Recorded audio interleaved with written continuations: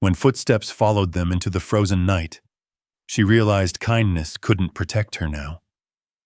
On a freezing Christmas Eve, a broke mother walks into a Dallas BBQ joint with just $19 to feed her twins, unaware a billionaire in the corner is watching her struggle. What happens after her quiet humiliation becomes the twist no one sees coming, and a moment that will change all their lives forever.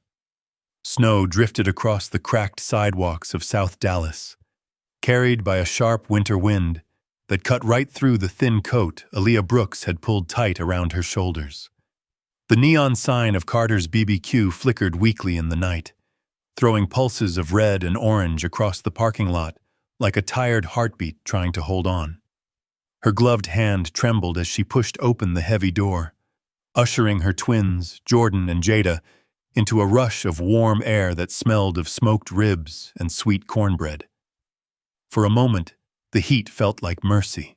The kids pressed close to her, shaking the snow from their sleeves, their eyes wide and hopeful the way only 6-year-olds could be, even on a night like this. They had walked nearly a mile because the bus never came, and Aaliyah didn't have the money for a rideshare. Not on Christmas Eve. Not when her wallet held only $19.40 to stretch into something that resembled dinner. She kept touching the corner of that worn leather wallet in her pocket, as if checking that the bills hadn't slipped away in the wind. Inside the restaurant, the holiday crowd was lively, loud, and bright. Families in thick winter coats laughed over plates piled high with ribs and brisket. Couples toasted glasses of sweet tea. A group of teens in Christmas sweaters posed for pictures beneath the plastic mistletoe pinned above the soda fountain. Everywhere there were signs of warmth and celebration. Everywhere except the spot where Aaliyah stood. Her clothes looked like they'd survived more winters than she had. The soles of her boots were peeling back, and her scarf was unraveling at one end. She guided her children to a small booth near the far wall, away from the clusters of people and away from the looks that were already starting to land on her. She didn't have to hear the whispers to know what they were saying. She had lived with those stares her whole life. Aaliyah opened a menu, holding it carefully so her hands wouldn't shake too much. The prices blurred for a second. She blinked hard. Everything felt heavier tonight. The cold, the hunger, the fear of disappointing her kids on a night when every other child in the city seemed wrapped in comfort and abundance. Jordan swung his legs under the booth, trying to warm his frozen toes. "Mama, can we get the chicken plate?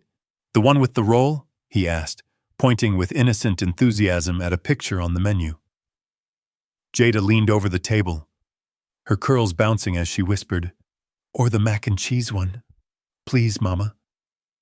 Their voices were soft, but filled with a joy that pierced straight through Aaliyah's heart. She smiled, the kind of smile she'd learned to stitch together even when everything inside her felt like it was unraveling. "We'll see, baby. We'll see what we can do."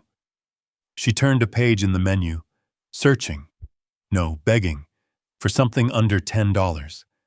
Something she could split between the two of them without the waitress noticing. Something that might let her pretend, even for a moment, that they were just another family out, enjoying Christmas Eve. But she found nothing that didn't make her chest tighten. Aaliyah swallowed hard and blinked quickly, forcing her eyes to stay dry. She couldn't let Jordan or Jada see the panic rising in her. Tonight was supposed to be magical, even if only in the smallest way she could manage. She laid the menu down slowly, pressing her palm against the back of it as if grounding herself. "How about we share something warm and tasty?"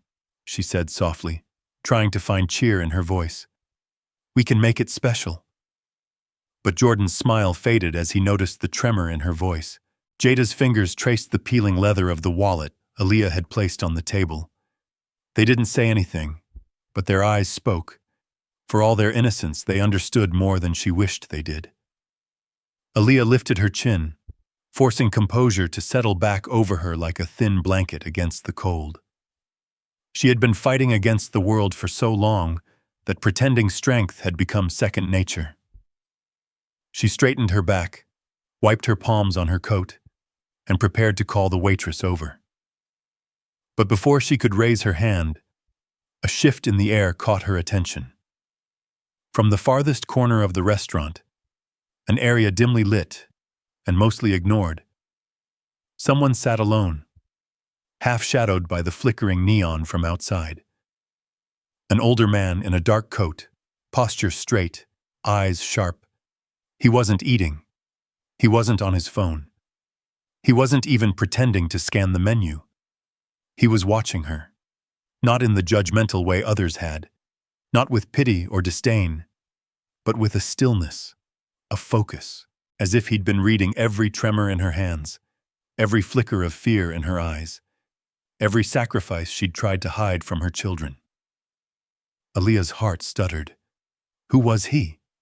And why did it feel like this stranger, hidden away in the corner of a smoky Dallas BBQ joint, saw right through the brave smile she was trying so hard to hold together on this cold, hungry Christmas Eve? Aaliyah forced her gaze back to the table, pretending she hadn't noticed him at all. She tucked a curl behind her ear, steadied her breath, and smoothed the wrinkled menu with slow, careful strokes.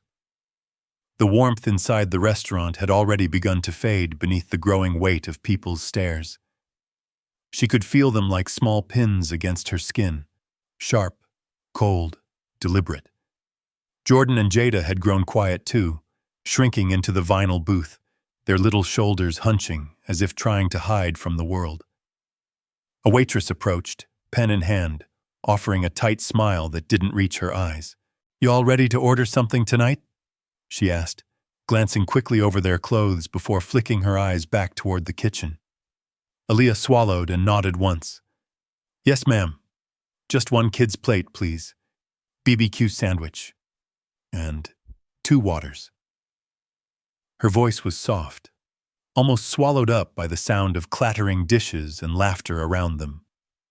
The waitress paused, eyebrow raised. "Just one plate? For all of you?" Aaliyah nodded again. "The kids will share." A pair of teenagers at the next table snickered. One elbowed the other and whispered something that made them both laugh as they glanced her way. Aaliyah kept her eyes glued to the table. She didn't trust herself not to break. Not here. Not in front of the twins. The waitress scribbled something onto her pad. "Okay. Just know we've got holiday pricing tonight. Everything's up a bit." Aaliyah's stomach twisted. Of course it was. She managed another polite nod, though her cheeks burned under the fluorescent lights. As the waitress walked away, Jordan leaned forward, his small voice barely more than a breath. "Mama, we can eat when we get home. We're not that hungry." Aaliyah reached out immediately, taking both of their hands in hers. Their fingers were icy, despite the heat inside the restaurant. "No, baby," she said gently. "Tonight we eat here. It's Christmas Eve. We deserve something warm." "Do you get something too?" Jada asked, eyes wide and hopeful. Aaliyah's smile wavered, but she held it. "I'm okay, sweetheart. I'll eat later." She squeezed their hands, but inside her chest, something trembled. Something small and tired and fighting way too hard to stay upright. From across the room, a chair scraped faintly against the floor. Aaliyah glanced up without meaning to, instinct pulling her gaze straight toward the shadowed corner. The man was still watching, not staring in rudeness, not smirking like the teens, or casting pity like the couple by the window. His eyes were calm, thoughtful, lined with a kind of heaviness she couldn't quite name. He looked like he saw more than he should, more than she wanted anyone to see. She quickly looked away again, her heart fluttering with a strange mixture of fear and embarrassment. She didn't need anyone witnessing her struggle, especially not someone who looked like he could buy the whole restaurant if he felt like it. The twins began flipping the laminated menu over and over, studying the glossy pictures for amusement. "Mama, look," Jordan whispered excitedly. "There's a big plate with ribs. They look messy." Before she could answer, the couple in the booth behind them chimed in, loud enough for half the restaurant to hear. "It's sad," the woman said, shaking her head as she sipped her sweet tea. "Bringing kids out with no money. Some folks just don't plan." Her partner snorted. "Or they expect everyone else to feel sorry for them." Aaliyah froze.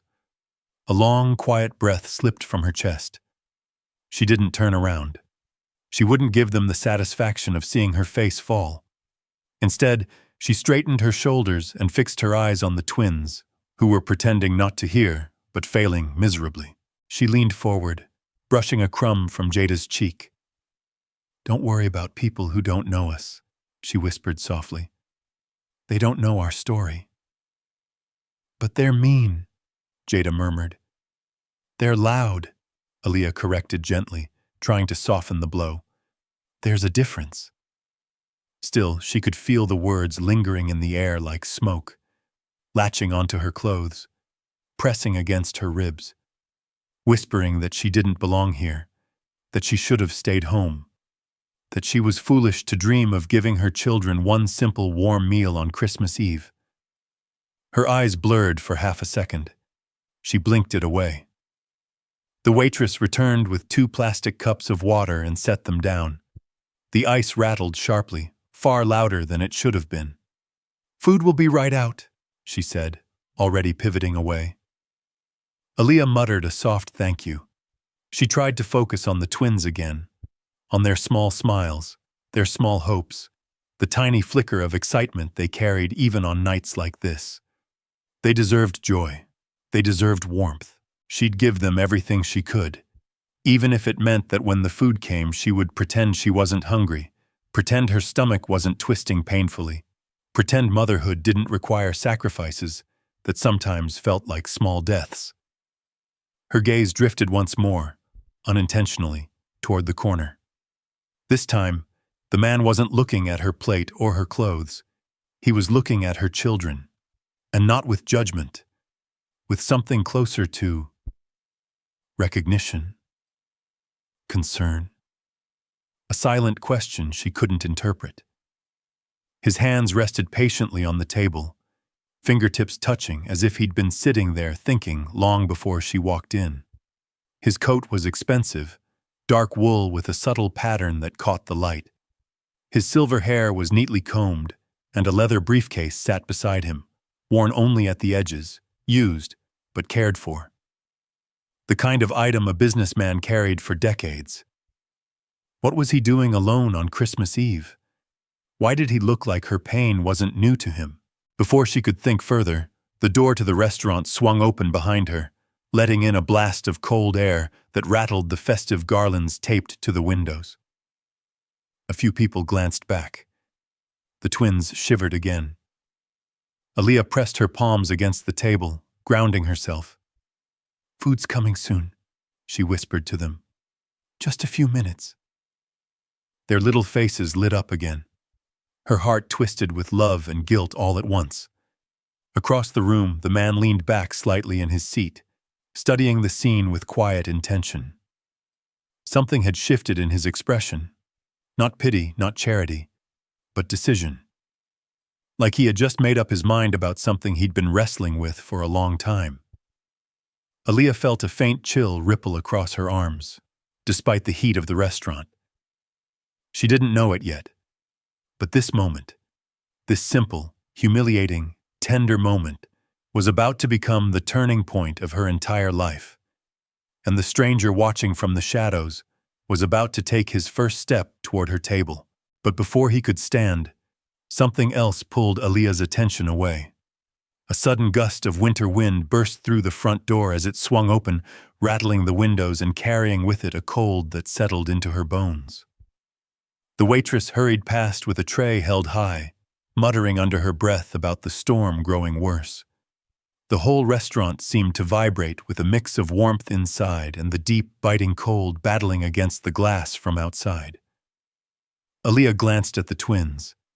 Their cheeks were pink from the heat, their small hands wrapped around the cups of water as if pretending they were warm mugs of cocoa. For a moment, she managed a smile, but that moment was short-lived. Through the window behind them, She spotted someone familiar, the elderly man from the bus stop, the one she'd seen dozens of times while walking home from late shifts. Hal Foster. Tonight he was hunched lower than usual, his thin coat no match for the cutting winter air. He stood beneath the flickering streetlight, rubbing his hands together rhythmically, the same way someone does when trying to keep feeling in their fingers. Her heart tightened. She knew that kind of cold. She knew what it felt like to shiver so hard your teeth hurt, to fear that the night might be the one that pushes you a little too far. She also knew he wouldn't come inside. Folks like Hal weren't exactly welcomed in a place like Carter's BBQ on Christmas Eve. The restaurant's cheer didn't extend past its doors. Her breath fogged the glass as she leaned closer to the window. Something inside her chest tugged hard. She couldn't ignore it. Not tonight. "Stay right here, okay?" she murmured to Jordan and Jada. "Don't move. I'll be back in a minute." Both kids nodded, trusting her without question. Jada reached out and held a corner of her mother's scarf, as if wishing she could go with her. "Be careful, Mama," she whispered. Aaliyah squeezed her hand, then stood and stepped away from the booth. A few people watched her move toward the exit, some curious, some judgmental. To them, she was just another broke mother on a holiday night, probably leaving because she couldn't pay the bill. A couple exchanging gifts at the front table shook their heads with pity they thought she couldn't see. But she saw it all, and she kept walking anyway.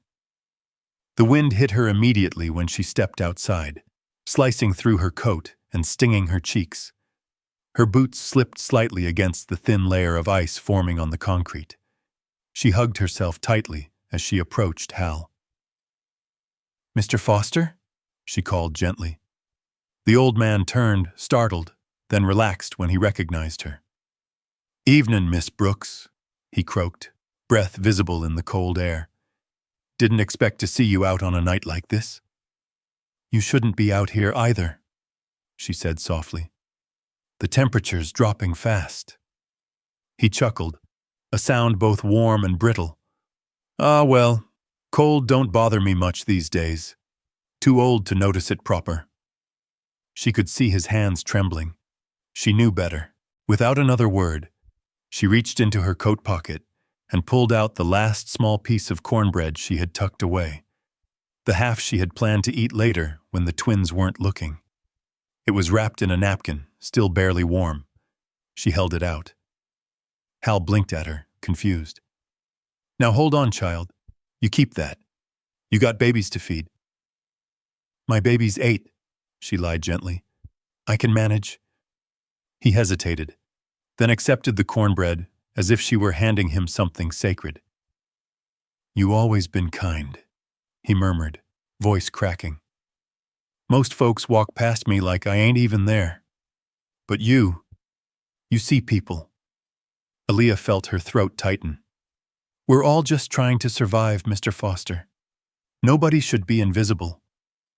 She unclasped her scarf, the one that had frayed edges but still held warmth, and wrapped it carefully around his neck. Hal's eyes widened, stunned. "Aaliyah." "No," he whispered. "It's Christmas Eve. Your kids, they're warm inside," she said softly. "You need it more." For a moment, they stood there in the quiet snowfall, two people holding on to dignity in the only ways they knew how. Aaliyah felt her fingers numb from the cold, but something inside her warmed. A small flame of compassion no amount of suffering had been able to extinguish. Back inside the restaurant, a middle-aged man shook his head as he watched from the window. "Look at that," he muttered. "Giving away food when she can't afford her own." His companion snorted. "Some people just make bad choices." But from the far corner, the stranger who had been watching Aaliyah all night leaned forward, eyes fixed on her silhouette outside. Not with judgment, not with ridicule, with realization. He saw the kindness she tried so hard to hide. He saw the strength she carried despite the weight pressing down on her. He saw the mother who gave away her own only meal on Christmas Eve to a man who might not live to see the morning. He saw everything, and for the first time in a very long time, something old and painful shifted inside him, something he thought he'd buried years ago. Aaliyah came back inside moments later, dusted with snow, breath trembling. She hurried to her booth before her hands froze completely. The twins looked up at her with bright, trusting faces. "Did you help him?" Jordan asked. "Yes, baby," she whispered, kissing the top of his head. "I did." Before she could warm her hands, the waitress returned with their small shared plate. One lone sandwich cut in half, a side of fries. It wasn't much, but the twins' eyes lit up as if she'd brought them a Christmas feast. Aaliyah watched them dig in, her empty stomach twisting. She inhaled deeply, steadying herself. Then she noticed movement from the corner again. The stranger stood. Slowly, purposefully. He reached into his coat, pulled something out, and began walking toward the front counter. Right past her table. Right past the judgmental couple. Right toward the cashier. He wasn't approaching her, not yet. But what he was about to do would crack open the night in a way she never expected, and she would soon learn that someone, somewhere, had finally seen her. The stranger moved with a quiet purpose, his steps steady as he approached the counter. The cashier straightened as he arrived, sensing the shift in his presence, the kind that suggested this wasn't a man familiar with hesitation. He reached into his coat, pulled out a sleek black card, and held it between two fingers. "I'd like to take care of their bill," he said, his voice low but firm. "The family in the far booth. And—" his eyes softened for a moment as he glanced toward Aaliyah and the twins. "Give the kids something sweet. Anything warm." The cashier blinked, startled. Holiday crowds had come and gone all night, but none carried this kind of gravity. "Are you sure, sir?" she asked. He gave a single nod. "Completely."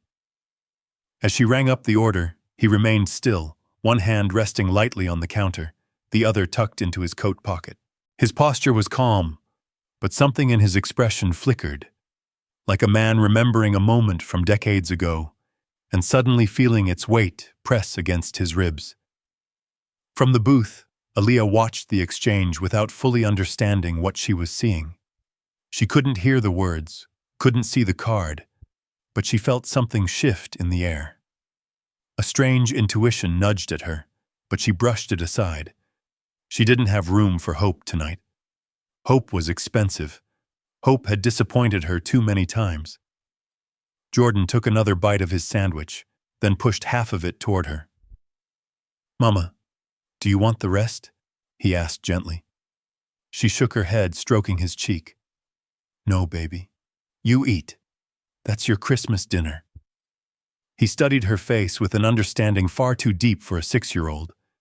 But before he could speak again, a heavy wind rattled the windows behind them, and the lights flickered once more as if the storm outside was trying to claw its way inside the restaurant. Then came the announcement. A deep voice boomed from above the counter as the cashier called out across the room. "Ma'am, the family in the back booth?" Aaliyah stiffened. Had something gone wrong? Had she miscalculated the total? Her pulse quickened. The cashier smiled politely and lifted a slip of paper. "Your bill's been taken care of."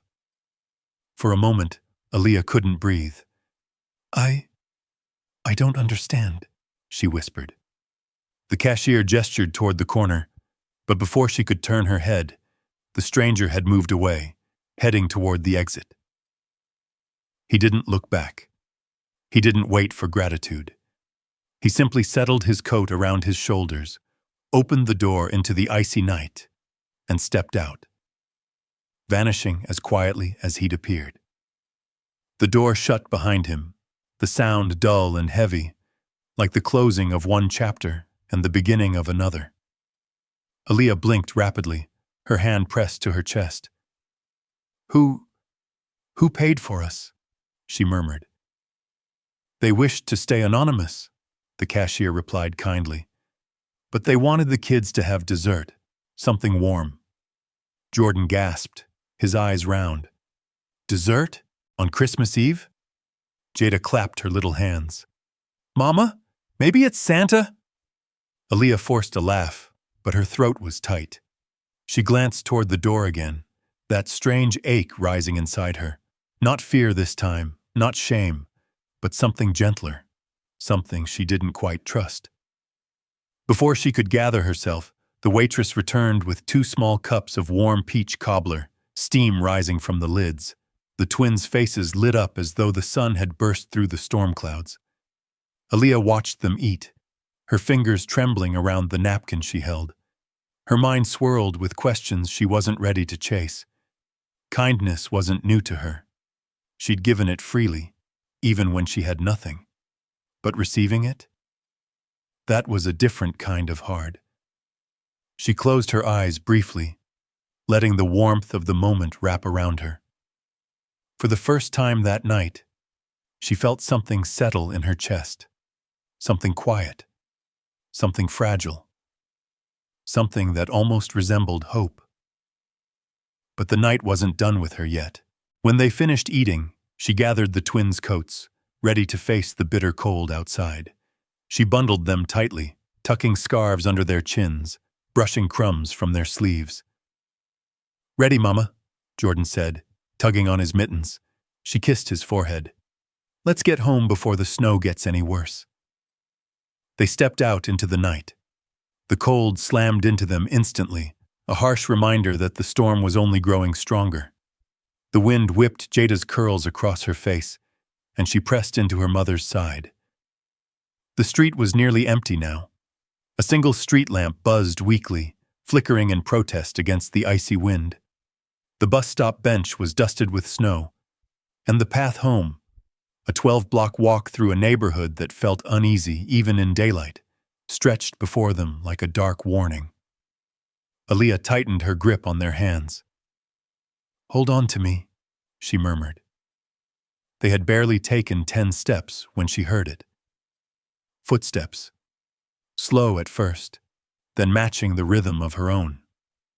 She stiffened, glancing over her shoulder. 3 figures trailed behind them, silhouettes against the shimmering snow. Their voices carried faintly through the wind, laughing, nudging each other, watching her.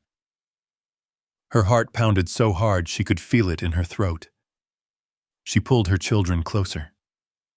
Keep walking, she whispered, her voice barely audible over the howl of the storm. But the footsteps quickened. The shadows grew closer. The twins shivered, not from the cold this time, but from something deeper. And somewhere behind them, the storm swallowed the last traces of safety from the warm restaurant they'd just left. Aaliyah tried to breathe evenly, but fear crawled up her spine like ice. She knew these streets. She knew what happened when the night grew too quiet, when footsteps followed too close, when strangers closed in. They were only 2 blocks from Carter's BBQ when she realized they weren't just being followed. They were being approached, and the night was about to turn from cold to dangerous. Aaliyah's heart thudded against her ribs as she tightened her grip on the twins' hands. The wind whipped harder now, carrying bits of frozen sleet that stung her cheeks like needles. Jordan stumbled beside her, his boot sliding on a patch of ice, and she steadied him quickly, whispering, "Stay close, baby. Stay right by me." Behind them, the footsteps grew louder. 3 silhouettes cut through the swirling snow. Young men, bundled in heavy jackets and hoodies, the kind worn more for attitude than warmth. Their shadows stretched long across the icy sidewalk, exaggerated by the flickering streetlights. Every time the lamps dimmed, their forms grew hazier, more menacing. Every time the lights brightened again, they appeared closer than before. "Yo!" one of them called out, his voice sharp and echoing in the frozen air. "Hold up a minute!" Aaliyah didn't turn around. She couldn't. Fear had locked her eyes straight ahead, pinned her feet to the path, pushed her forward with a strength that rose from someplace deep and desperate. "Don't stop," she whispered to the twins. "Just keep walking." "Mama," Jada whimpered, her little voice trembling. "Are they following us?" "Yes," Aaliyah breathed. "But Mama's here. Just hold on." The street was nearly deserted. Most people were inside, celebrating with family, falling asleep beside fireplaces, or unwrapping late-night gifts. Christmas Eve was not a night for wandering outside unless you didn't have a choice, and no one else in sight seemed to want to step between her and the danger closing in. Her breath formed small white clouds with every exhale. The sidewalk crunched underneath their hurried steps. The lights above buzzed, sputtered, threatened to go out.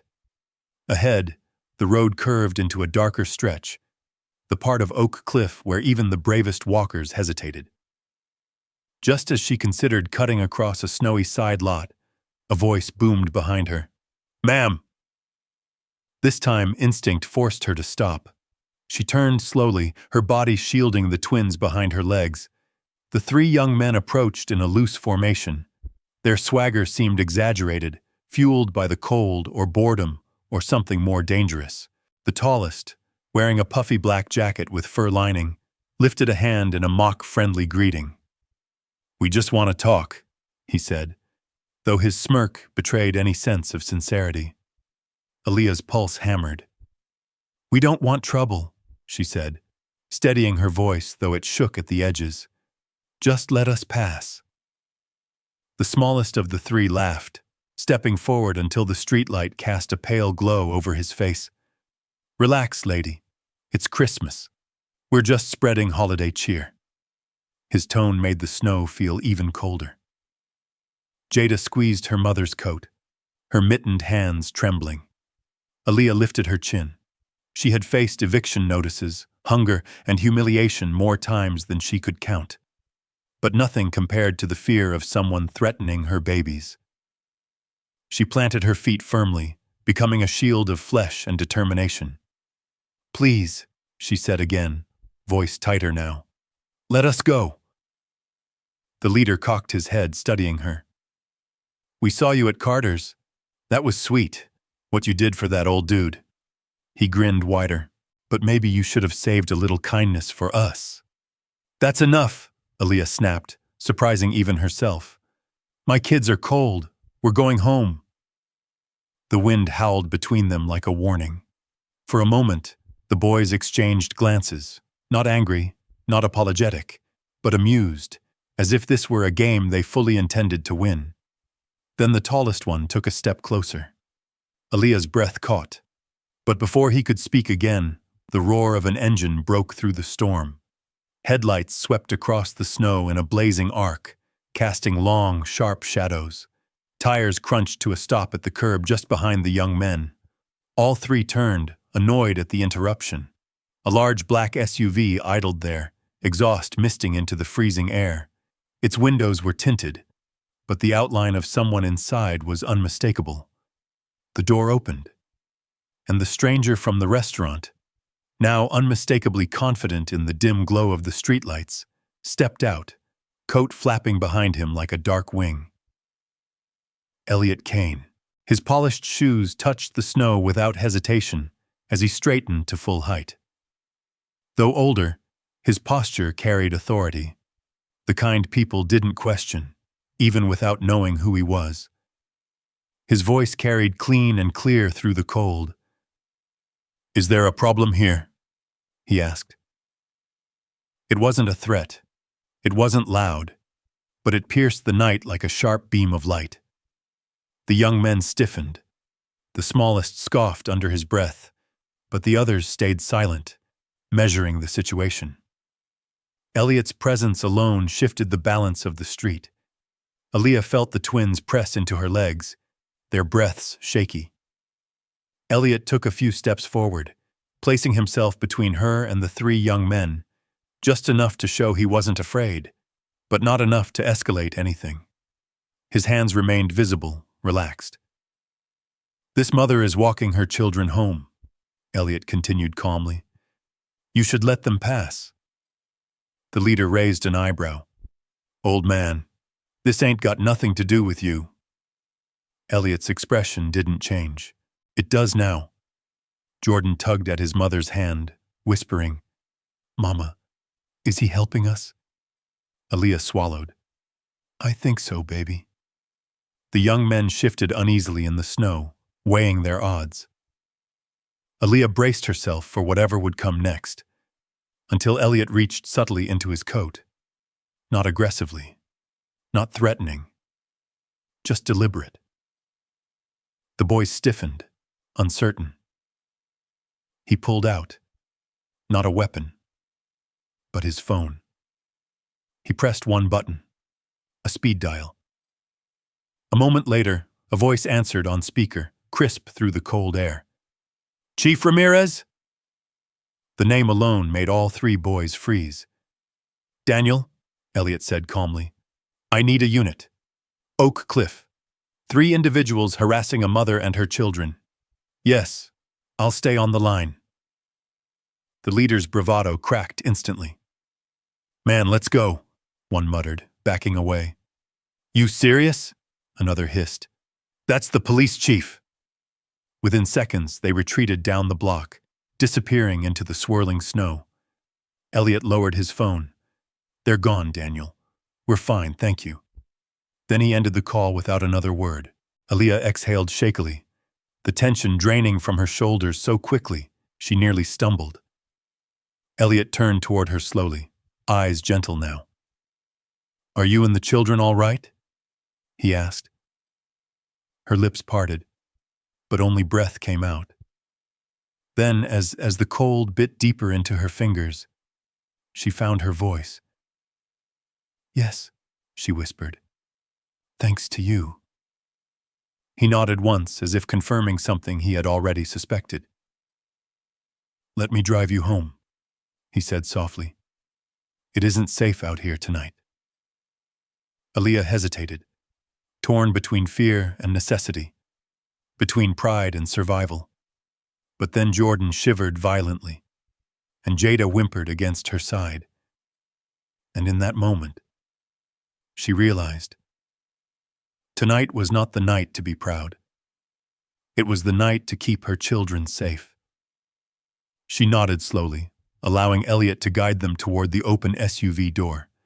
But even as she stepped inside, one thought echoed in her mind, rising quietly above the storm. Why would a stranger care enough to protect them? And what would this act of kindness set into motion? The warmth of the SUV wrapped around Aaliyah like a blanket the moment the door shut behind her. The interior smelled faintly of cedar and clean leather, and soft instrumental music hummed through the speakers, soothing, gentle, completely opposite of the biting wind outside. Jordan and Jada huddled together on the back seat, their small breaths fogging the windows. Their cheeks, still flushed from fear and cold, slowly softened in the glow of the dashboard lights. Elliot climbed behind the wheel, closing the driver's door with a calm, purposeful motion. Snowflakes clung to the wool of his coat, melting into dark patches on his sleeves. His face, illuminated by the soft amber of the overhead light, carried lines that spoke of age, responsibility, and something else, something heavy, but familiar. Aaliyah buckled herself in, hands trembling only slightly. She tried to still them, sliding them under her thighs where no one could see. Her heart was still racing from the encounter outside. Her mind flooded with relief, confusion, and the old familiar instinct to apologize for existing in spaces she had not been invited into. Are you warm enough? Elliot asked, turning back toward the twins with gentle concern. Jada nodded, already leaning into the heated seat. Jordan offered a timid smile. Yes, sir. Elliot smiled back softly, before shifting the SUV into drive. The wipers brushed arcs across the windshield, pushing aside layers of snow. The storm outside thickened, wind swirling against the glass, as if urging them to stay inside the cocoon of safety the vehicle provided.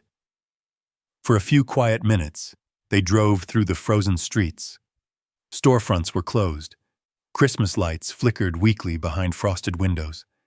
and only a handful of cars braved the icy roads. The silence settled between them, comfortable for the twins, unnerving for Aaliyah. She cleared her throat lightly. "Thank you," she murmured, "for helping us. I don't know what would have happened if you hadn't come." Elliot's hands remained steady on the wheel. "You don't owe me thanks," he said.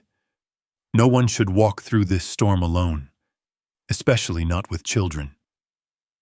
His voice was steady, measured, but layered with something deeper. Compassion, memory, a truth he wasn't ready to share yet. Aaliyah lowered her gaze, her fingers twisted together in her lap. She had never been a woman who cried easily, but tonight, every emotion she'd shoved down for months seemed to be rising at once. Hunger, exhaustion, the humiliation in the restaurant, the fear on the street, the relief when the boys ran away. It was too much. She bit down on the inside of her cheek to steady herself. Elliot glanced over, noticing the shift in her breathing. "You're safe now," he said quietly. She nodded, unable to speak. The SUV turned down a quieter road, passing shuttered businesses and dim streetlights. "Where do you live?" he asked gently. Aaliyah hesitated. Shame tugged at her. She knew what her neighborhood looked like from the outside. How people judged it, judged her, based solely on the zip code. "Off Jefferson," she said quietly, "near the old laundromat." Elliot's expression flickered. He knew the area. Everyone in Dallas did. But he didn't comment. He simply nodded and turned the wheel with smooth, confident control. Minutes passed in silence until Jada whispered, "Mama, are we really okay?" Aaliyah reached back, brushing her fingers over her daughter's knee. "Yes, baby. We're okay now." But her voice cracked, just barely. That tiny fracture caught Elliot's attention. He hesitated before speaking again. "If you don't mind me asking, were you headed home from work when the storm hit?" Aaliyah inhaled slowly. "No," she said. I walked. We walked, actually. I wanted the kids to have something warm tonight. Something special. Even if it was small." Her voice thinned. "We haven't had much lately." Elliot didn't push, didn't pry. He simply let the silence soften again, allowing her the space to continue if she chose to. And she did. Perhaps it was the warmth. Perhaps it was the safety. Perhaps it was the way he listened without interrupting. Whatever the reason, the words began pouring out slowly, like water breaking through a cracked dam. "I haven't been paid in almost 3 weeks," she whispered. "My boss keeps saying he's working on payroll issues, but the electricity got shut off 2 days ago. We've been using candles to warm the room where the kids sleep." Her voice trembled. And I skipped meals this week so they could have something. Anything." The twins looked down at their mittens, quiet again. Elliot didn't react with shock or pity. Instead, his face softened with a deep sadness, one that didn't seem directed at her, but at the world that had allowed her situation to happen at all. "No one should have to live like that," he said quietly. Aaliyah swallowed. "I know people go through worse. I'm not complaining. I'm just tired." Her voice cracked again. "So tired." A new silence filled the SUV, heavier, deeper, but somehow gentler. As they turned onto a long, empty street, the snow thickened, muffling everything except the steady hum of the engine. The world outside blurred into streaks of white and gray. Then Elliot spoke again, so softly she barely heard him.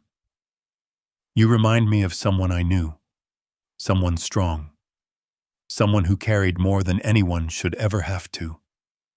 She glanced toward him. "Who?" He didn't answer immediately. His jaw tightened. His hands gripped the wheel tighter than before. Finally, he said, "My mother." The twins yawned, curled against each other. Aaliyah drew her coat closer around their legs, letting his words settle. Elliot continued, voice distant, as if pulled from an old wound. "She raised me alone, worked herself to the bone. Never asked for help, never had enough money. And she always tried to make Christmas feel special, even when we had nothing." Aaliyah watched the faint reflection of his face against the window, somber, haunted. "I know what it looks like," he whispered, "when someone is doing everything they can, and the world keeps asking for more." Her eyes stung again, not from shame this time, but from being understood in a way she never expected. The SUV slowed as they entered her neighborhood. Potholes, dim lights, faded paint on old duplex units.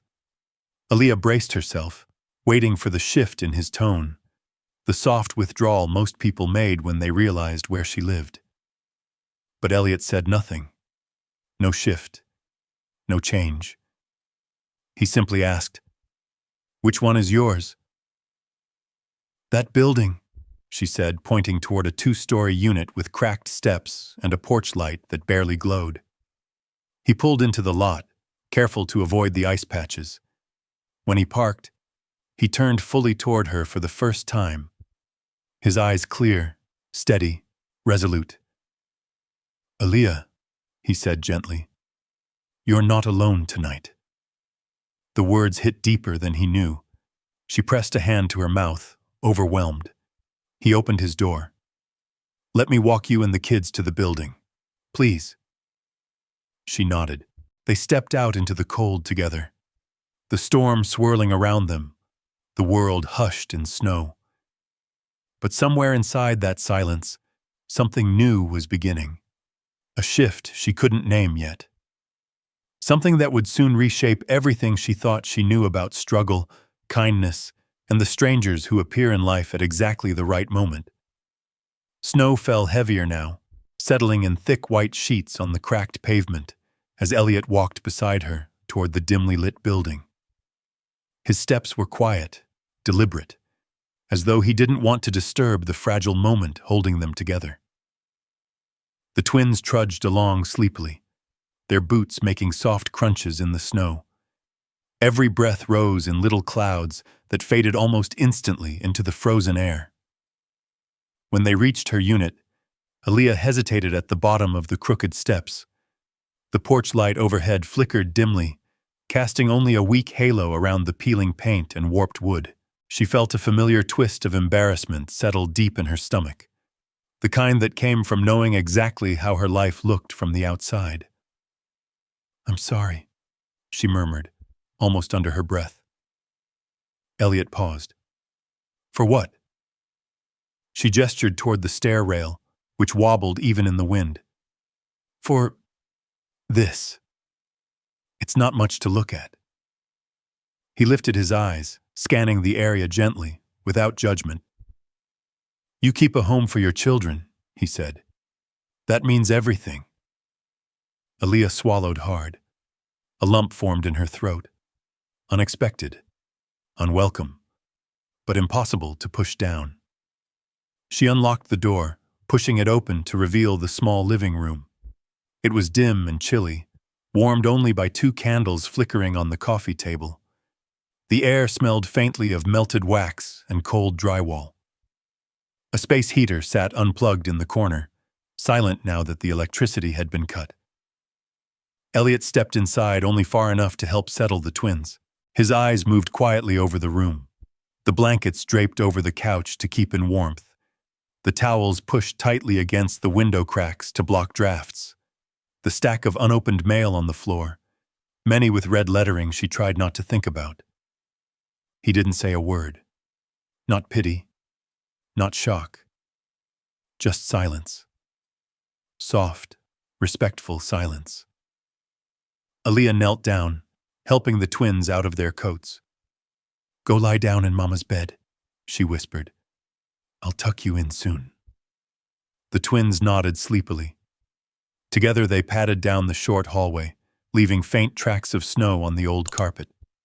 As soon as they disappeared behind the bedroom door, the apartment felt too quiet again, too raw, too revealing. Aaliyah wrapped her arms around herself, rubbing warmth back into her skin. "I know it looks bad," she whispered, not quite meeting Elliot's gaze. "It's just been a rough few months." He stepped closer, not intruding, just present. "You don't have to explain." But she felt she did. Words that had been trapped inside her for weeks, maybe years, rose to the surface before she could stop them. "My hours got cut at the factory. Then they forgot to process my paycheck twice. The landlord raised the rent, and the twins got sick for a week, so I had to miss shifts." She exhaled shakily. "It feels like the world keeps pushing, and no matter how hard I try, I can't get ahead." She sank slowly onto the edge of the old couch, the cushions dipping beneath her weight. The candlelight shimmered against her tired features. Elliot remained standing for a moment, watching her with an expression she didn't understand. Soft, pained, familiar. Then he lowered himself into the worn armchair across from her. "When my mother was raising me," he said quietly, "she worked 3 jobs. She slept sitting up sometimes because she was too tired to walk to her bed. And she never told anyone how hard it was." His voice wavered ever so slightly. "She said people only see what they want to see. They never look close enough to understand." Aaliyah pressed her lips together, fighting the sting behind her eyes. He continued, "But I saw everything, even when she tried to hide it." The warmth of the candle flame danced across his face, revealing something he had kept buried, an ache that mirrored her own. "You're carrying the world alone," he said, "and no one should have to do that." Her hands trembled in her lap. "I'm trying," she whispered. "I'm trying so hard." "I know," he replied. For a moment, nothing else existed. Just the snow outside whispering against the windows, the soft hum of distant wind, and 2 people who had lived very different lives but somehow shared the same scars beneath the surface. Aaliyah finally looked up, meeting his eyes fully. And it broke the dam inside her. She told him everything. How she had been skipping meals so the twins could eat. How she wrapped their hands in socks when they couldn't afford gloves. How she stayed up nights worrying a single missed payment could take everything away. How neighbors whispered that she was too soft, too trusting, too easy to push around. How she never fought back because she was afraid of drawing attention, afraid of losing what little she had left. Elliot listened without interrupting. He didn't shift in discomfort or avert his eyes. He listened as if every word mattered, as if every syllable deserved space. When she finished, she felt drained, like she had poured out a lifetime's worth of invisible pain onto the threadbare carpet. "I'm sorry," she murmured again, wiping her eyes with the back of her hand. "I didn't mean to spill all that." "You don't need to apologize for being human," he said. The words wrapped around her like a blanket. A soft thump came from the bedroom, one of the twins shifting in their sleep. Aaliyah stood, gently adjusting a candle that had burned too low. "I should get them tucked in. They're exhausted." Elliot rose, buttoning his coat. "Of course, I won't keep you any longer." She walked him to the door. Before stepping out into the storm again, he paused and looked back at her. "Aaliyah," he said, "you showed kindness tonight when you had nothing to give. You protected your children with everything you had. Don't underestimate what that means." She couldn't respond. Her throat was too tight. He gave a small nod and stepped outside. The cold swallowed him instantly, snowflakes catching in his silver hair as he walked toward the SUV. Aaliyah closed the door quietly, pressing her forehead against the wood. Something inside her shifted again, something warm, fragile, impossible. But the world wasn't done testing her. She didn't know it yet. But tomorrow morning, a knock on this same door would threaten everything she had just begun to hope for. A knock that would come from someone carrying a clipboard, a badge, and a decision that could shatter her world. The storm had calmed by dawn, leaving the neighborhood wrapped in a hush so still it felt suspended in time. Snow rested in soft mounds along the sidewalks, smoothing every jagged edge of the aging duplexes. Pale morning light filtered weakly through the frosted windows of Aaliyah's living room, casting a bluish glow across the blankets, the unwashed dishes, and the pile of unopened mail she'd avoided for weeks. She hadn't slept much. Her body had lain beside her children, but her mind drifted elsewhere. Back to the restaurant, the street, the SUV, and the stranger whose presence still hovered in her thoughts like the faint glow left by a candle after it's snuffed out. Elliot Kane, a man who seemed carved out of a different world, a world she had no business imagining, let alone stepping into. Yet he had stepped into hers. She stirred under the blankets, brushing a curl from Jada's forehead as the little girl breathed softly against her shoulder. Jordan's arm was draped across his mother's waist, his small fingers curled into the fabric of her shirt. They looked peaceful, safe. Something she wished she could feel too. For a moment, she allowed herself the fragile luxury of believing things might turn a corner, that last night marked the end of a long season of fear, that maybe, just maybe, kindness had found her. But fate, it seemed, was not done testing her. At 8:12 a.m., the knock came. A firm, official knock. 3 taps, evenly spaced, too confident to belong to a neighbor, and too early to belong to anyone bringing good news. Aaliyah's eyes flew open. Jordan murmured, "Mama?" Jada stirred, blinking. "Shh," Aaliyah whispered, sliding from the bed quietly. She wrapped a robe around herself and padded softly toward the front door, her bare feet cold against the worn carpet. Another knock, louder this time. She froze inches away from the door, heart pounding. Through the frosted glass pane, she saw the blurred outline of a figure, a woman by the looks of it. Short hair, stiff posture, something clipped to her chest. A badge. Her stomach dropped. No. No, no, no. She opened the door only a crack, enough for cold air to sweep inside and for her to see the woman clearly. Short brown bob, navy coat, clipboard tucked tightly under one arm, ID badge glinting under the morning light. "Good morning," the woman said with a practiced tone, not unkind but unmistakably formal. "Are you Aaliyah Brooks?" Aaliyah swallowed. "Yes. Who are you?" The woman lifted the badge so there was no misunderstanding. "I'm Dana Hensley, with Child Protective Services." Aaliyah felt the world tilt beneath her feet. Her fingers gripped the doorknob so hard the metal dug into her skin. "CPS, why are you here?" Dana consulted her clipboard, flipping through pages as if this were any other cold morning, any other overwhelmed mother. "We received a report last night expressing concerns about your ability to provide a safe environment for your children. I'm here to follow up." The words crashed over Aaliyah like icy water. "A report?" she whispered. "From who?"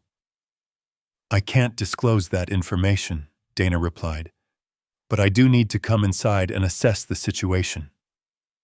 Panic surged inside her chest. Her breath quickened, trembling in the cold air. "My children are fine. They're sleeping. We're safe. Everything is okay." Dana softened slightly, but her professionalism didn't waver.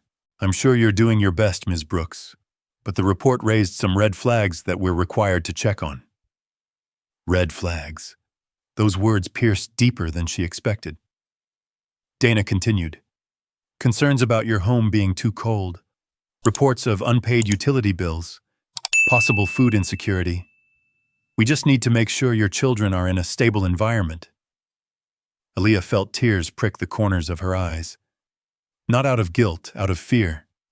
Not for herself, for Jordan and Jada. The mere thought of anyone taking them from her made her knees weak. "Please," she whispered, stepping back reluctantly. "Come in." Dana entered, scanning the space with quick, trained eyes. The dim living room, the unlit heater, the blankets near the couch, the faint, lingering scent of melted candle wax. Each detail felt like another stone placed on Aaliyah's chest. The CPS worker took notes, her pen scratching methodically across the page. "Do you currently have heat in the home?" We're working on it," Aaliyah stammered. "It was shut off, but only temporarily. I'm waiting for my paycheck." "Do you have enough food for the children?" "Yes," she answered quickly, too quickly. "Well, enough for today. I get paid soon." Dana nodded, but kept writing. Guilt washed over Aaliyah like a tide, not because she had done wrong, but because she felt naked under the scrutiny, exposed, as though her private battles, the ones she fought so silently, were suddenly on display under fluorescent lights she couldn't shield herself from. "May I see where the children sleep?" Dana asked. Aaliyah led her to the bedroom, her steps heavy. The twins looked up sleepily as the door opened. Jada rubbed her eyes, confused. Jordan clutched the blanket closer. "Who's that, Mama?" he asked, voice tiny. "It's okay," Aaliyah whispered, brushing a hand through his curls. "She's just checking on us." Dana smiled gently at them. "Good morning. I'm just here to make sure you're warm and safe. You two doing all right?" Jordan nodded hesitantly. Jada hid behind her mother's arm. Dana inspected the room, clean, though sparse. 2 small beds pushed together, blankets stacked neatly, a few drawings taped to the wall, crayon rainbows and misshapen suns. Her pen hovered. The silence stretched, thick and unbearable. Finally, Dana turned back to Aaliyah. "Given the weather and the lack of heat, this is concerning. I'll need to file a temporary safety notice." Aaliyah's heart stopped. "A safety notice?" she repeated, trembling. "What does that mean?" "It means," Dana said slowly, "we may need to consider temporary placement for the children unless the situation improves quickly." "No," Aaliyah breathed. "No, please. They stay with me. They're safe with me." "Ms. Brooks, I said no." Her voice cracked like breaking glass, startling even herself. Tears spilled down her cheeks, hot against the cold air blowing from the open door. "I'm doing everything I can. I work hard. I protect them. They're my whole life." Dana softened but remained firm. "I can see that. But the decision isn't solely mine. I'll need to submit this assessment today, and the department will follow up." "No," Aaliyah whispered again, barely audible. As Dana stepped toward the door to leave, her phone buzzed. She glanced at the screen, pausing, her expression shifting from routine professionalism to something like surprise. "I need to make a call," she murmured. "I'll follow up shortly." She stepped outside, closing the door behind her, and Aaliyah collapsed onto the couch, shaking, the weight of the morning crushing the fragile hope she'd carried from the night before. Someone had reported her. Someone had tried to take her children, and the consequences of that report were now spiraling far beyond her control. But out on the snow-covered street, another force was already moving, calm, powerful, deliberate. A force that would not let her face this battle alone. Elliot Kane stepped out of the back seat of his SUV, boots crunching through the thin crust of ice blanketing the sidewalk. He had not slept either. The image of Aaliyah's trembling hands, the way she shielded her twins, the quiet strength she tried so hard to hide, none of it had left him. Something inside him had shifted last night. Something old, something long buried. And when he'd received a call early that morning from a contact inside Dallas Social Services, someone hinting that CPS had been dispatched to an address matching Aaliyah's, he moved with a speed that belonged to a much younger man. He reached her front door just as the CPS worker stepped outside, phone pressed to her ear, a furrow forming between her brows. Elliot paused for only a breath, gathering himself, then knocked once. Firm, unmistakable. Inside, Aaliyah flinched as if struck. "Mama, is it them again?" Jada whispered, tugging at her mother's sleeve. "No, baby," Aaliyah murmured, though she wasn't sure. "Stay right here." She opened the door slowly, and there he was. Elliot Kane, standing in the pale winter light, breath forming small clouds, snowflakes clinging to the shoulders of his charcoal coat. Not the mysterious man in the corner of a BBQ joint. Not the stranger with a quiet voice and a powerful phone call. Now he was something else entirely. Solid, intentional. A presence rather than a passerby. Aaliyah's voice cracked. Why are you here?" "Because someone came for you," he said simply. "And you shouldn't face that alone." The words slid into the room like warmth from a freshly opened door. Jordan and Jada peeked out behind their mother, eyes wide. Dana Hensley, still on the phone, ended her call and turned toward Elliot with a mild frown, cautious but respectful. "Mr. Kane, I wasn't expecting you." "No one ever expects me," he said, stepping inside with quiet authority. "May I?" Aaliyah nodded before her mind caught up. Everything felt unreal. The cold morning, the gnawing fear, and now this billionaire stepping across her worn carpet like he belonged there. Donna cleared her throat. "As I explained earlier, we received a report, and given the observations this morning, we're assessing potential safety concerns." Elliot's gaze sharpened. "And I appreciate the work you do. But before any further conclusions are drawn, I believe you should have the full context." He reached into the leather folder he carried. Sleek, understated, nothing like the clutter of legal papers Aaliyah had always imagined wealthy men dealing with, and withdrew several documents. "What is that?" Aaliyah whispered. "Protection," he murmured. "Yours and your children's." Dana adjusted her glasses, taking the folder with a hint of hesitation. Elliot began, his voice steady. "A work agreement, pending Aaliyah's decision, offering her immediate employment as a family support coordinator with my foundation, with salary, benefits, and long-term stability." Aaliyah's breath caught. He continued, "A fully executed lease on a safe, insulated apartment in Oak Lawn, secured through the Kane Housing Initiative. 10 years guaranteed, independent of her employment status." Dana blinked. 10 years? Fully subsidized? "Correct," Elliot said. "And this," he passed the final sheet, "is a trust account established solely for the well-being of Jordan and Jada. It ensures they will always have essentials, food, medical care, clothing, school supplies, regardless of temporary circumstances." Aaliyah lifted a hand to her mouth. Dana's posture softened, almost imperceptibly, but enough to shift the air in the room. "Mr. Kane, this is highly unusual." "It's highly necessary," he replied. "A good mother does not become unfit because she has struggled. She becomes stronger, more resourceful, more determined." His eyes returned to Aaliyah, warm but unwavering.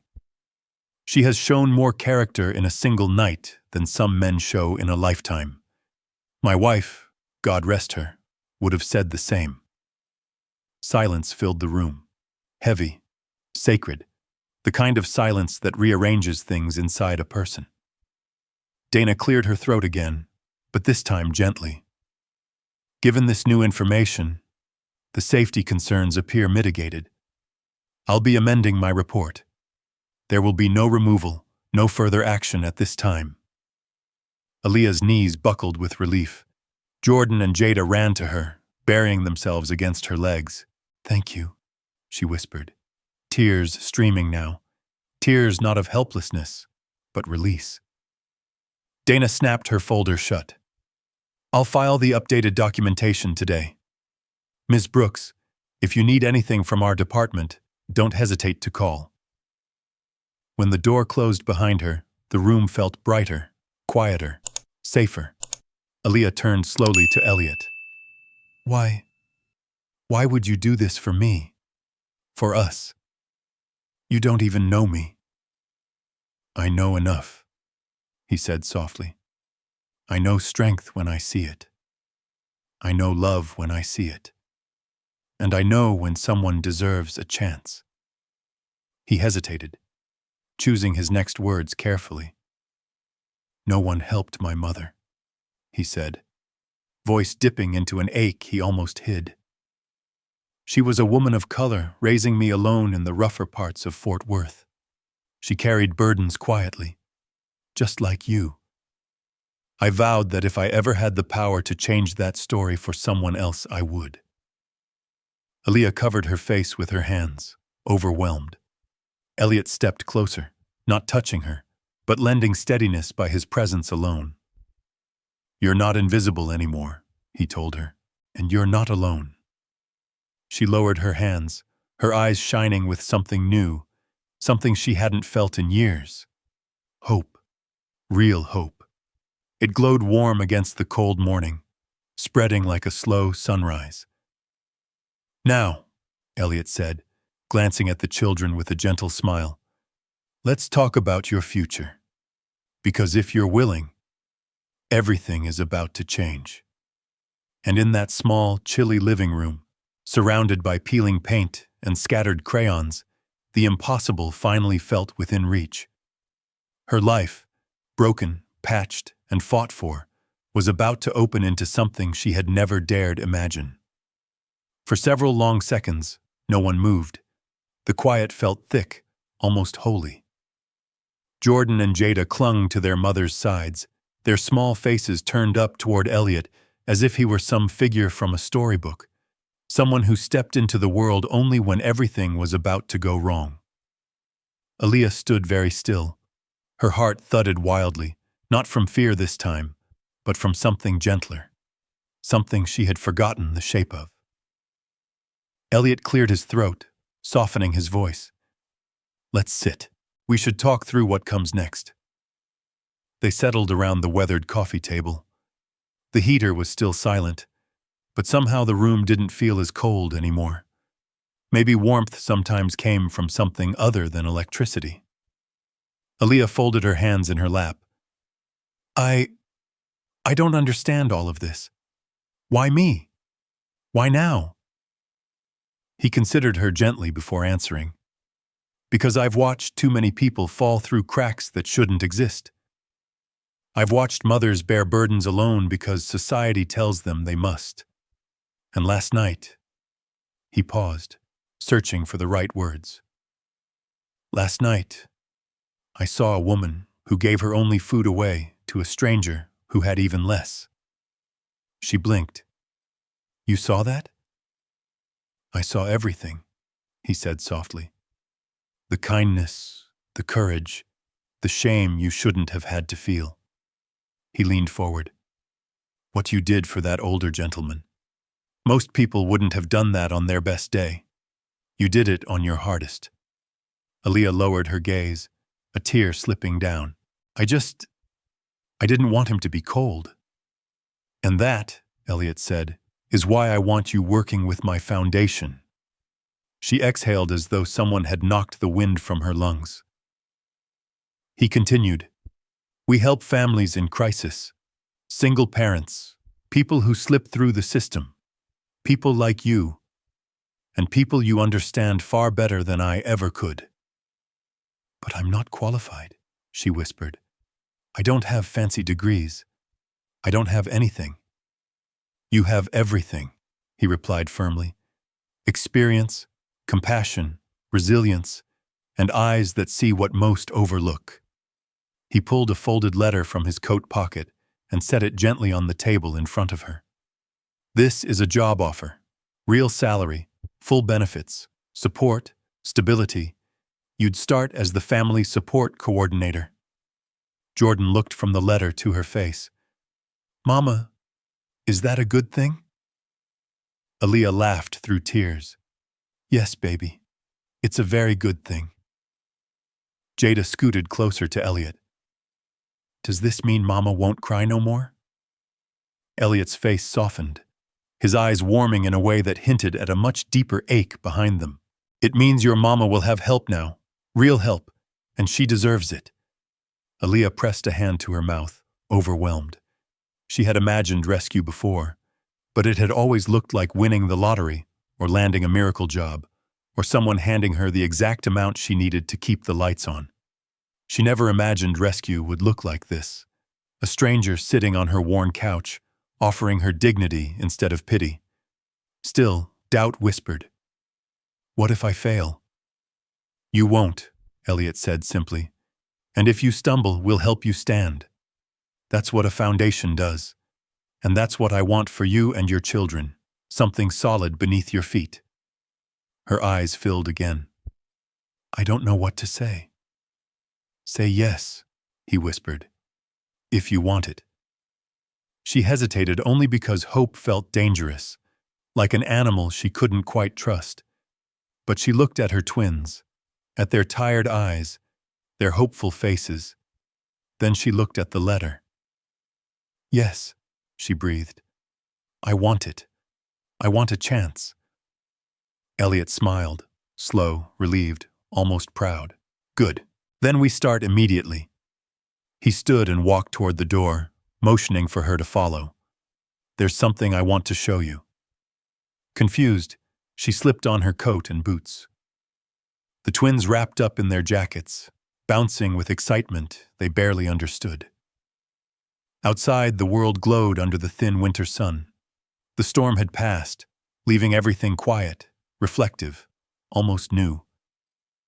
Elliot led them toward the sleek black SUV, held the door for the children, then turned to Aaliyah. "This isn't charity," he murmured. "This is a partnership, and you're going to help more people than you know."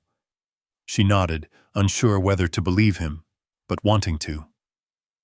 They drove through Dallas, leaving behind the cracked sidewalks of her neighborhood and entering districts she never thought she'd see from the front seat of a car.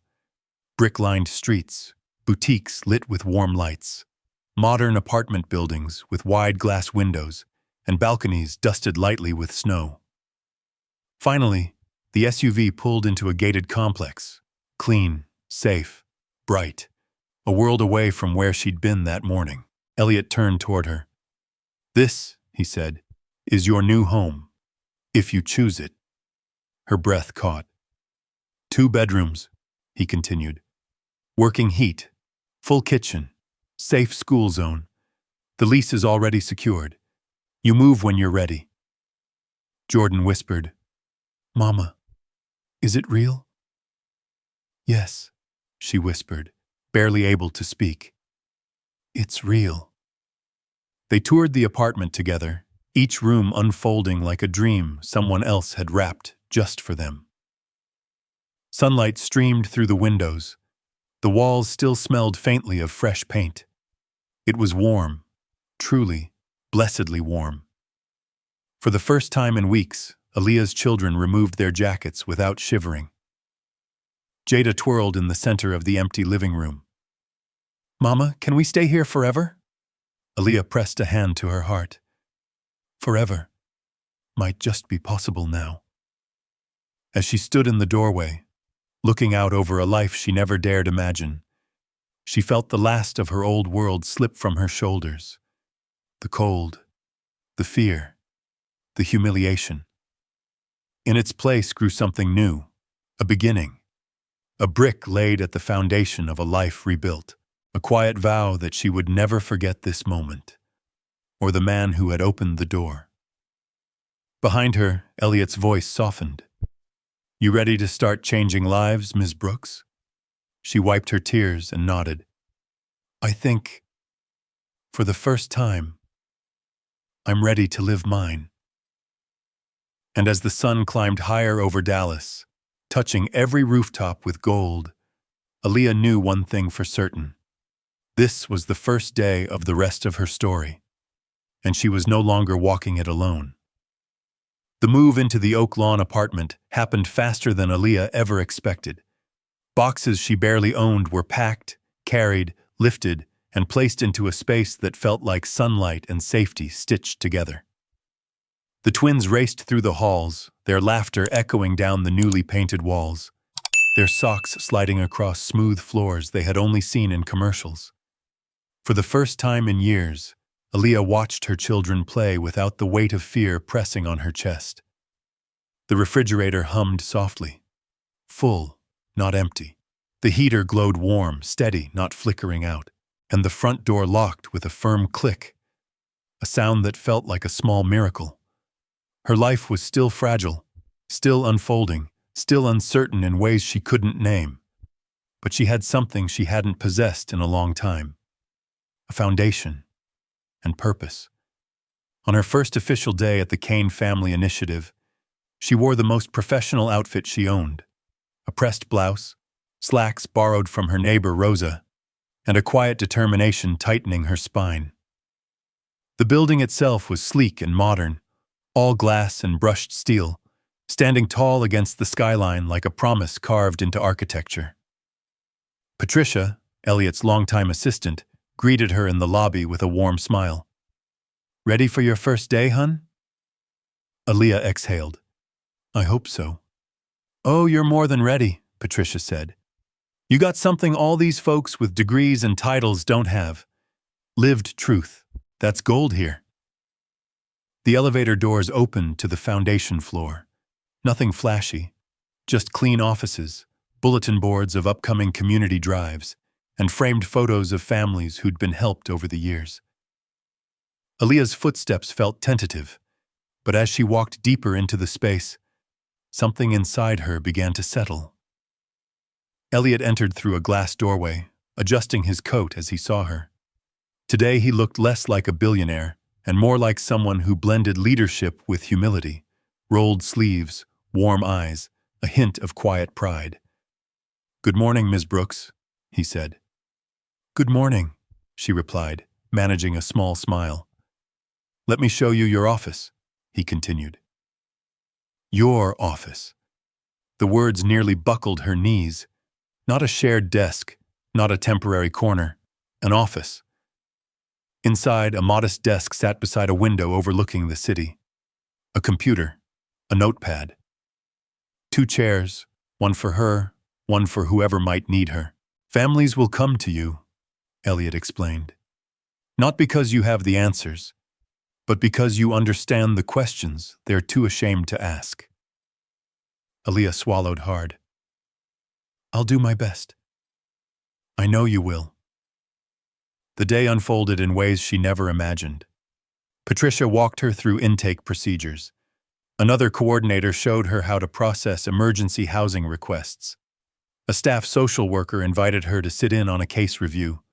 But the moment that moved her most happened just before lunch. A young mother, no older than 24, arrived at the office, 2 toddlers tugging at her coat. She looked tired, scared, familiar. Her name was Lorraine. She was fleeing an unstable living situation. She had no car, no money for daycare, and she was 2 weeks away from losing her job because she kept missing shifts. She apologized 3 times before finishing the story, afraid she was wasting someone's time. Aaliyah listened, really listened. She saw pieces of her own life reflected back. She leaned forward and said softly, "You're not alone." She walked Lorraine through rental assistance paperwork. She helped schedule childcare evaluations. She connected her with an overnight shelter until a transitional apartment opened. And when Lorraine cried, not out of despair but relief, Aaliyah felt something inside her settle into place. Purpose fit her like a tailored coat. By the time the twins burst into her office after school, Jordan showing a new drawing, Jada clutching a sticker from her teacher, Aaliyah had helped 3 families find resources. She had taken calls that once would have broken her heart. now knowing she had tools to offer. She had filled out reports and walked community members through the same hope someone had once extended to her. It felt right, like she was exactly where she was meant to be. Later that week, the foundation's staff gathered in a small conference room for a planning session. Elliot sat at the head of the table while coordinators presented updates on meals programs, grant distributions, and family crisis plans. Halfway through the meeting, Elliot gestured toward Aaliyah. "Before we wrap up, I'd like Ms. Brooks to share what she's observed this week." Aaliyah stiffened. She wasn't expecting this, but every face turned toward her, waiting, encouraging. She took a breath. "I've learned," she began quietly, "that people don't come here because they're broken. They come because they're trying. They come because they've carried things too heavy for too long. And what they need more than forms and signatures is dignity." The room stilled. They need someone to believe they're more than their worst day, more than their unpaid bill, more than their circumstances. And if we can give them that, even for 5 minutes, we're doing something real. Elliot's expression softened into something filled with gravity and pride. "That," he said, "is the heart of this foundation." The room erupted in nods, approval, respect, recognition she never thought she'd receive. After the meeting, as the hallway emptied, Elliot lingered. "You have a rare gift," he told her quietly, "the ability to turn pain into compassion, to turn hardship into guidance. My mother had that too." Aaliyah felt warmth bloom in her chest. "Thank you." He studied her for a moment. "There's something else you should know, something I haven't shared with anyone here." She blinked. "What is it?" His voice lowered, lined with a truth he had guarded for decades. "I didn't build this foundation alone. I built it because I failed someone once, someone I should have helped, someone I still think about." She saw it then, loneliness buried deep behind his gentleness. A wound he had stitched shut long ago, but never healed. "Elliot," she said softly, "you're helping so many now." A small, grateful smile touched his mouth. "Maybe that's why you're here. Maybe you're the reminder I needed." Before she could reply, Jordan and Jada burst into the hallway with backpacks bouncing and voices full of joy. Mr. Elliot, look what we made!" 2 glitter-splattered drawings landed in his hands. He chuckled, kneeling to their level. "You two are artists now, huh?" "Uh-huh," Jada giggled. "Mama says we can make anything." Elliot glanced up at Aaliyah. "Yes," he said softly. "She certainly can." That evening, as she walked the twins to the parking lot, her phone buzzed with a message. Unknown number. But she knew the tone immediately. "Check the foundation board docket for tomorrow. There's a surprise waiting for you. EK." Her steps slowed. Her breath hitched. A surprise? Tomorrow. For her? She tucked the phone against her chest as the sun set over Dallas, washing the sky in amber and rose. A new life was taking shape. Not because someone handed her a miracle, but because someone handed her a chance, and she was brave enough to take it. And now, something even larger was waiting on the horizon. Something she never imagined being worthy of. But she was about to learn that worth isn't earned by perfection. It's revealed by resilience. The next morning dawned soft and pearl gray, the kind of light that made the city look gentler than it truly was. A thin fog lifted over Dallas as commuters filled the streets, and the world hummed with ordinary purpose. But inside the Kane family initiative, something extraordinary was quietly preparing to unfold. Aaliyah walked through the glass doors with a sense of nervous anticipation fluttering beneath her ribs. Her heels clicked softly against the polished floors as she approached the elevators, smoothing the front of her blouse for the 3rd time. She was early, 20 minutes earlier than she needed to be, but she couldn't help it. Elliot's message from last night had settled into her thoughts and refused to leave. A surprise. Waiting for her. On the board docket. Her? A woman who only weeks ago was choosing between bus fare and feeding her children? Her breath trembled. When the elevator reached the 7th floor, she stepped into a quiet hallway lined with framed mission statements and photos of past community events. A few staff members passed by with warm greetings. She smiled back, though her mind floated elsewhere. In the conference room, the long oak table stretched across the space like a polished river. Paper packets were placed at every seat. Coffee cups steamed gently. Board members chatted in low tones, people she'd only seen from afar until now. And then she saw Elliot. He stood near the window, hands tucked in his pockets, watching the city spread out beneath them. When he turned and saw her, something softened in his expression. "You made it," he said with a gentle smile. "Of course," she replied, "though I'm not entirely sure why I'm here for a board meeting." "We'll get to that," he said. "Have a seat." She sat near the far end of the table, where she felt least likely to be noticed. But that hope evaporated quickly when the meeting began. Elliot cleared his throat and addressed the room. "Thank you all for coming. Today's meeting is special, transformational, and for reasons you'll understand in a moment, deeply personal." The board members straightened, sensing weight in his tone.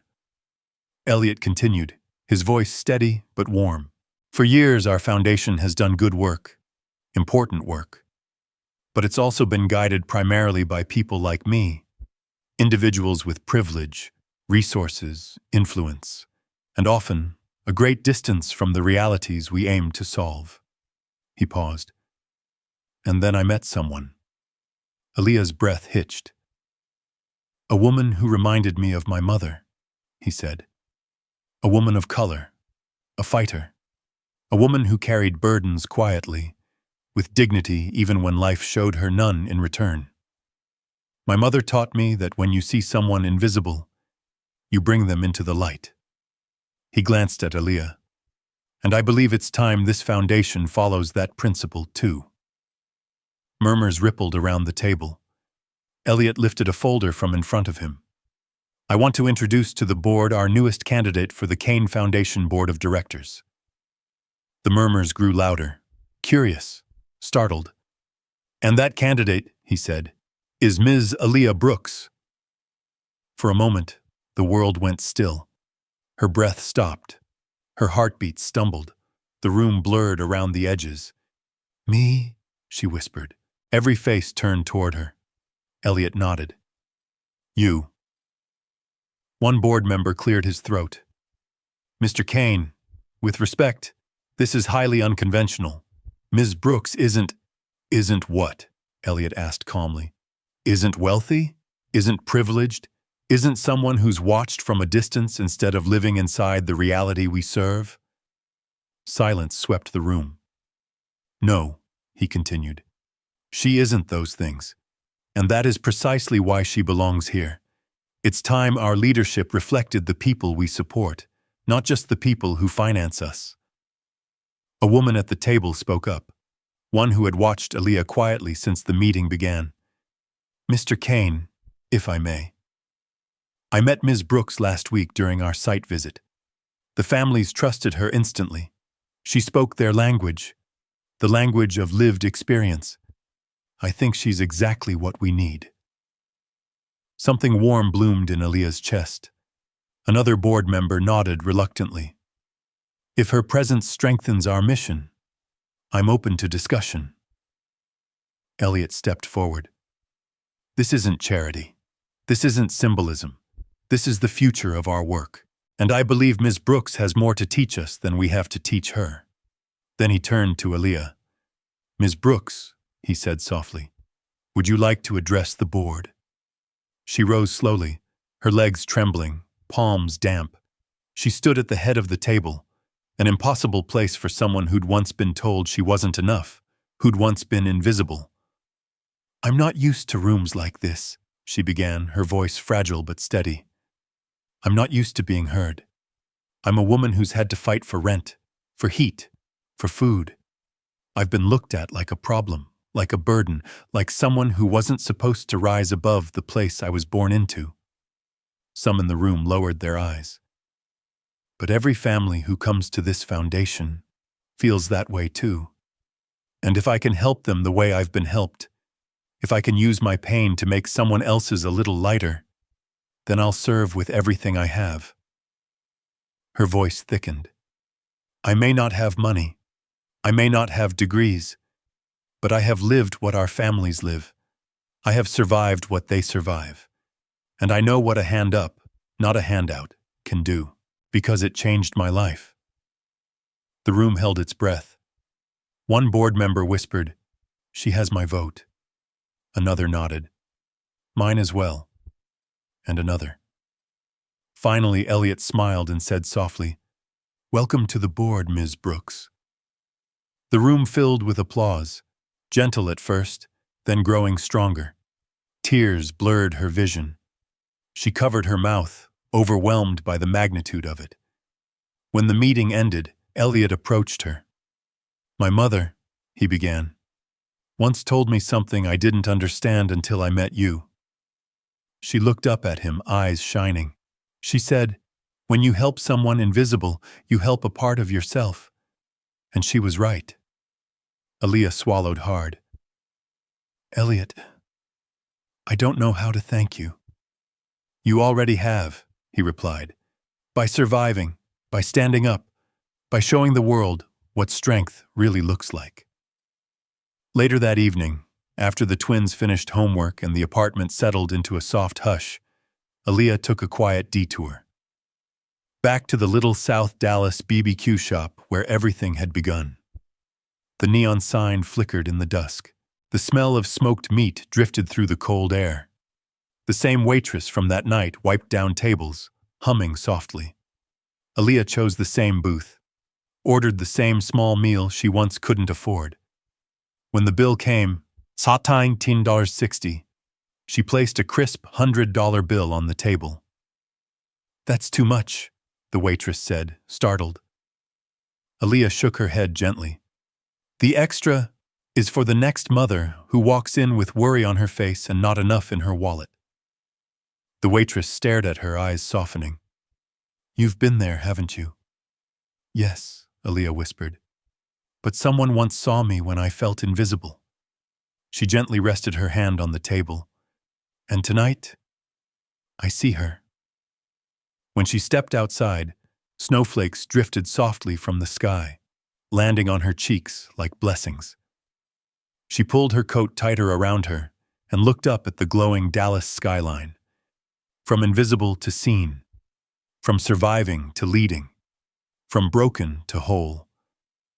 This wasn't the ending of her story. It was the beginning of everyone she would help next, and somewhere in the city, Elliot Kane smiled to himself, knowing he hadn't just changed one woman's life. He had chosen her to help change hundreds more. If her story touched you, leave a comment. Sometimes the kindness you give today becomes the miracle someone remembers tomorrow. If her story touched you, leave a comment. Drop a simple 1 or even a 0 just to let us know you're here and still believe in kindness. Your small ripple might inspire someone else to keep going. And if you want more stories of hope, redemption, and everyday heroes who rise from impossible places, make sure you subscribe. Don't miss the next chapter of compassion we share together.